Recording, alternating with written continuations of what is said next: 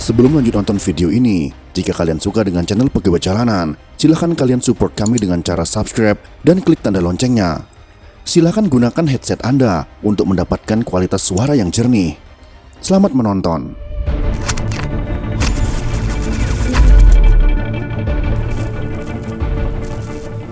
Pak Harto bukan diturunkan, Pak Harto mengundurkan diri. Itu perlu dicatat. Orang gelar yang boleh memperoleh gelar pahlawan adalah yang tidak diturunkan. Pak Harto di dalam sejarah dia tidak diturunkan tapi mengundurkan diri sebagai presiden. Bang Rizal ini mengingkari fakta sejarah. Karena yang terjadi Pak Harto turun karena ada ribuan kawan-kawan mahasiswa turun ke jalan, banyak orang turun jalan. Jadi kita jangan mengingkari fakta sejarah. Kepada Bang Riza. Jadi konteksnya tetap saja diturunkan gitu. Kepada Bang Riza bukan berarti mencari-cari kesalahan, tapi juga kita tidak boleh mengagung-agungkan katakanlah sisi baik Pak Harto dengan menafikan, menyembunyikan kesalahannya, sehingga kita tidak menjadi adil. Jadi jalan teradil bagi saya tidak menjadikan Pak Harto sebagai pahlawan, sehingga kita masih bisa memberikan penilaian secara objektif, berimbang sebebas-bebasnya dengan secara kritis, dengan cara kritis kepada Pak Harto. Dengan begitu kita belajar sejarah. Kalau kita jadikan dia pahlawan, itu artinya menutup fakta tentang apa yang terjadi yang disebutkan kawan-kawan tadi. Dan itu tidak sesuai dengan tujuan reformasi yang kita lakukan selama ini. Terima kasih. Soeharto jelas tidak layak diberikan gelar pahlawan nasional. Sebab selama 32 tahun memimpin, dia lebih banyak memberikan dampak negatif daripada dampak positif. Atau bisa dikatakan, pembangunan yang dilakukan selama itu, jasanya lebih banyak merusak daripada manfaat yang diberikan kepada rakyat Indonesia. Itulah inti dari diskusi Magister Administrasi Publik Corner yang dipaparkan oleh Purwanto, dosen sejarah Universitas Sanata Dharma, pada tanggal 8 November tahun 2016. Sebagai akibat daripada suatu kup PKI yang gagal pada tahun 65, memang ada daripada tahanan-tahanan daripada Partai Komunis Indonesia itu. Golong B adalah mereka yang salah, akan tapi mengenai bahan pembuktian untuk diajukan pada pengadilan kurang meyakinkan.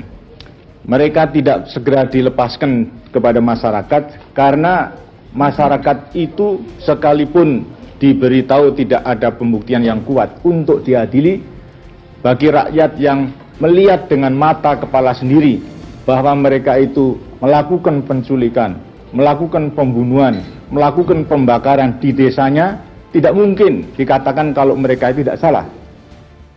Setiap tanggal 10 November rakyat Indonesia memperingatinya sebagai Hari Pahlawan. Namun muncul pro kontra di tengah publik ketika memunculkan nama Soeharto untuk diusulkan untuk ditetapkan sebagai pahlawan nasional. Upaya mendorong agar Soeharto ditetapkan sebagai pahlawan memang sejak beberapa tahun terakhir sedang gencar dilakukan, namun juga dengan gencar mendapat penolakan dari sebagian masyarakat. Pertanyaannya, bagaimana sejarah panjang perjalanan hidup Soeharto dalam gelanggang politik Indonesia? Mengapa upaya pemberian gelar pahlawan nasional kepada Soeharto muncul gelombang besar penolakan dari sebagian masyarakat? Apa yang salah dari seorang Soeharto?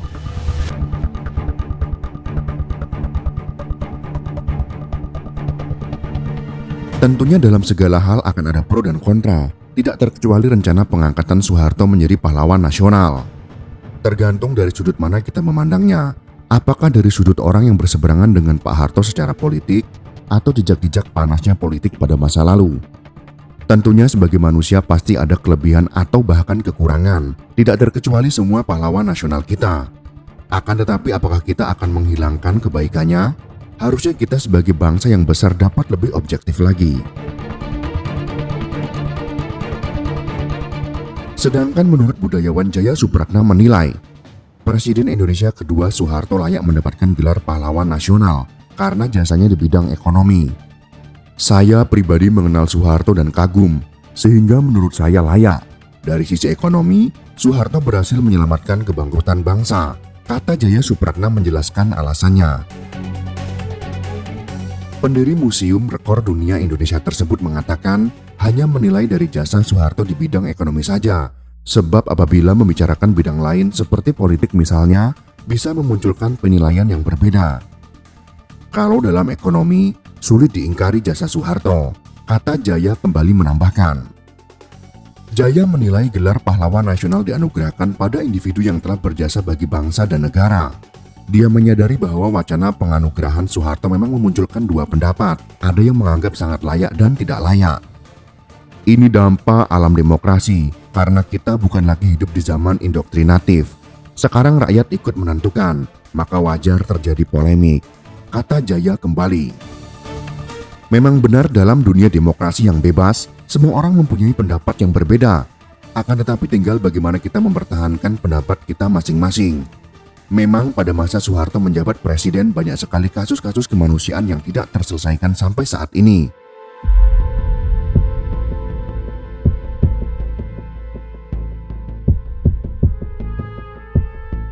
Mengutip dari tulisan Fajar Siddiq yang diterbitkan oleh MAP Corner Club MKB UGM pada tahun 2017, Fajar menjelaskan apa yang dilakukan Soeharto selama 32 tahun. Pada faktanya menunjukkan lebih banyak negatifnya daripada dampak positifnya. Sepanjang sejarah Soeharto, dia berkarir di dunia militer. Dia berasal dari keluarga yang sederhana, bukan bangsawan, namun dikenal publik ketika peristiwa serangan umum. Jadi tidak heran waktu Soeharto jadi presiden, militer sangat dominan pengaruhnya.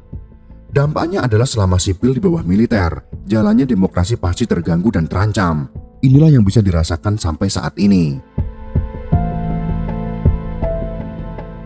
Dalam kediktatorannya, tidak ada yang berani bicara dan dibungkam atas apa yang dia lakukan.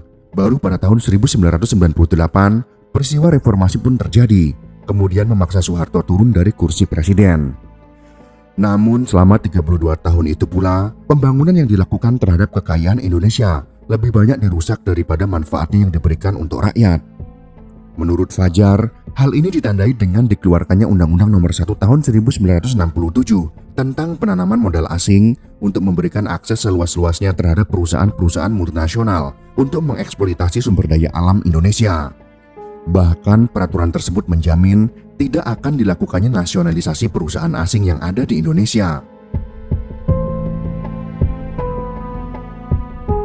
Bisa kita lihat sampai saat ini, perusahaan asing tetap bercokol dan masih eksis seperti Freeport, Exxon, dan Newton.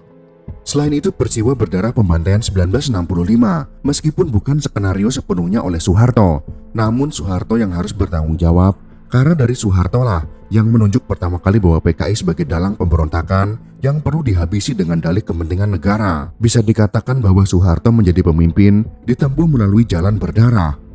Setelah Soekarno berhasil dilengsarkan dan menggantikannya pada tahun 1967, pembunuhan massal terhadap golongan kiri Indonesia menjadi pondasi bagi berdirinya rezim Orde Baru yang disponsori oleh Amerika Serikat. Menurut Fajar Siddiq dalam tulisannya, data yang berhasil dicatat kontras atas kasus pelanggaran HAM berat yang dilakukan selama rezim Orde Baru pimpinan Soeharto mencapai 15 kasus pelanggaran HAM berat, antara lain pembantaian massal 1965, penembakan misterius atau Petrus tahun 1981 sampai tahun 1985, kasus di Timur Timur tahun 1974 sampai dengan tahun 1999, Dom di Aceh tahun 1976 sampai dengan 1989, Dom di Papua tahun 1967 sampai tahun 1998, kasus Dukun Santet Banyuwangi tahun 1998, kasus Marsina tahun 1995, Talang Sari Lampung tahun 1989, kasus Trisakti tahun 1998, kerusuhan 10 Mei tahun 1998, kasus Semanggi 1 tahun 1998, penculikan aktivis tahun 1997 sampai dengan tahun 1998, kasus Tanjung Priok tahun 1984, dan peristiwa 27 Juli tahun 1996. Kasus-kasus tersebut hingga saat ini belum menemukan kejelasan untuk penyelesaiannya, sekaligus menjadi bukti-bukti bercak noda berdarah yang telah berhasil ditinggalkan selama menakodai bangsa ini. Itulah alasan kuat menurut artikel tersebut bahwa Soeharto tidak layak mendapatkan gelar pahlawan nasional karena lebih banyak hal negatif yang ditemukan. Namun jika kita boleh jujur, semua pahlawan kita memiliki kekurangan juga.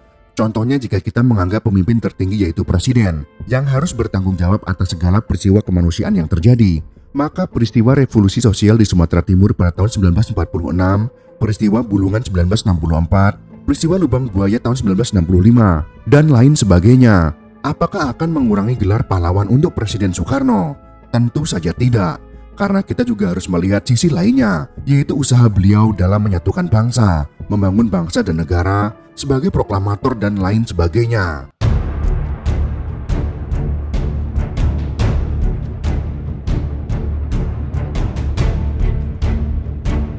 Pada bulan Oktober tahun 2024, Ketua Majelis Permusyawaratan Rakyat Bambang Susatyo mengusulkan agar Presiden kedua Soeharto diberikan gelar pahlawan nasional. Hal itu disampaikan Bambang Susatyo saat menghadiri acara silaturahmi kebangsaan bersama keluarga besar Soeharto di ruang delegasi lantai 2 Gedung Nusantara 4 MPR pada tanggal 28 September tahun 2024. Tidak berlebihan sekiranya mantan Presiden Soeharto dipertimbangkan oleh pemerintah yang akan datang untuk mendapatkan anugerah gelar pahlawan nasional.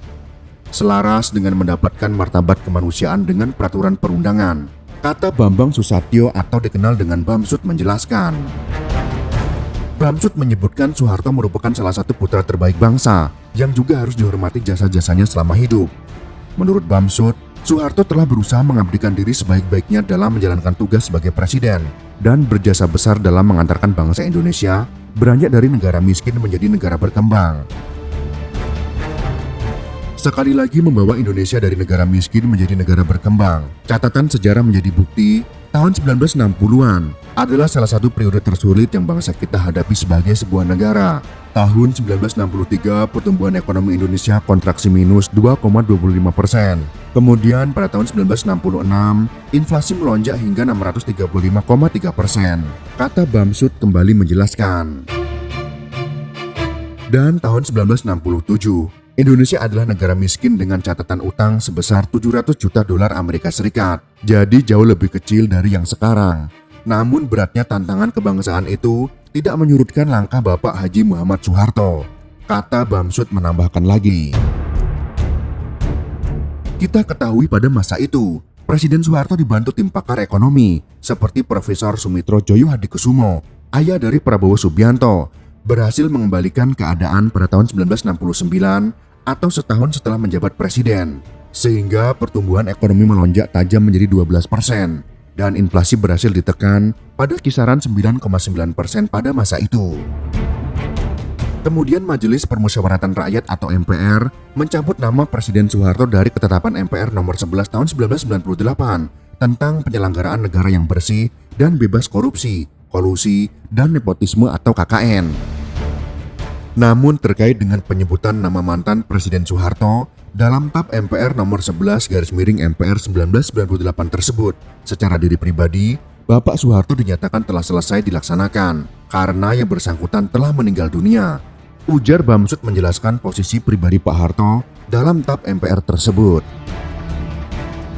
Diketahui TAP MPR nomor 11 tahun 1998 ditetapkan pada tanggal 13 November tahun 1998. Pada pasal 4 TAP MPR tersebut menyebutkan, upaya pemberantasan KKN harus dilakukan secara tegas, tanpa pandang bulu, termasuk pada Soeharto dan kroninya.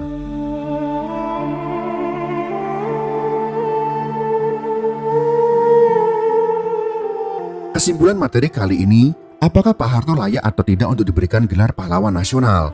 Tentunya akan dikembalikan kepada masing-masing dari kita. Pastinya akan ada yang setuju ataupun tidak setuju dengan gelar tersebut. Dilihat dari alasan masing-masing individu. Akan tetapi tinggal kelompok mana yang lebih kuat dalam berusaha. Apakah kelompok yang pro dengan gelar pahlawan nasional untuk Pak Harto, ataukah yang kontra yang berhasil menjegal usaha penyematan gelar tersebut? Ini semua berkaitan dengan politik. Tentunya bagi yang suka dengan Pak Harto, walau tidak secara resmi bergelar pahlawan nasional, tentunya dalam hati pendukungnya, Pak Harto sudah menjadi pahlawan. Sedangkan yang tidak suka dengan Pak Harto dengan alasan-alasan tadi, maka walaupun gelar pahlawan itu tersemat untuk Pak Harto, mereka tidak akan mengakuinya. Itulah sedikit pembahasan tentang apakah Pak Harto layak mendapatkan gelar pahlawan nasional. Semoga informasi ini bisa bermanfaat untuk kita semua. Jika kalian suka dengan video ini, silahkan berikan jempol ke atas. Dan jika kalian menganggap video ini bermanfaat, maka bagikanlah untuk teman-teman Anda yang lain. Terima kasih sudah menonton.